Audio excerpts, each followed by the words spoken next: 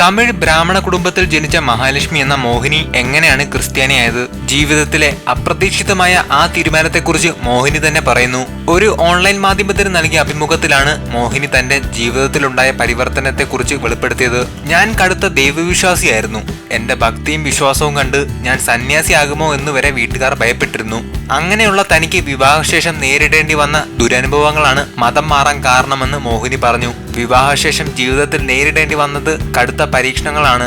മോശം കാര്യങ്ങൾ ചെയ്തവർക്ക് മാത്രമേ ജീവിതത്തിൽ തിരിച്ചടി ഉണ്ടാകൂ എന്ന് വിശ്വസിച്ചിരുന്ന എനിക്ക് എന്തുകൊണ്ടാണ് ഇങ്ങനെ സംഭവിച്ചെന്ന് അറിയത്തില്ലായിരുന്നു. എന്റെ വിഷമങ്ങൾക്ക് ഉത്തരം തേടി ഹിന്ദു മതത്തിലെ പുസ്തകങ്ങളും ബുദ്ധമതത്തെക്കുറിച്ചും സിഖ് മതത്തെക്കുറിച്ചും ഖുറാനെക്കുറിച്ചും വായിച്ചു. അങ്ങനെയിരിക്കെ വീട്ടിലെ ജോലിക്കാരിയാണ് ഒരു ബൈബിൾ തന്നത്. വായിക്കാൻ ഏറെ ഇഷ്ടപ്പെട്ടിരുന്ന ഞാൻ ബൈബിൾ വായിച്ചു തുടങ്ങി. അന്ന് രാത്രി സ്വപ്നത്തിൽ ദൈവിക രൂപം കണ്ടു. ആ രൂപം എനിക്ക് നോഹയുടെ പെട്ടകവും കാണിച്ചു തന്നു. ആ പെട്ടകത്തിലേക്ക് എന്നെ കൊണ്ടുപോകാൻ ആ രൂപം പറഞ്ഞു.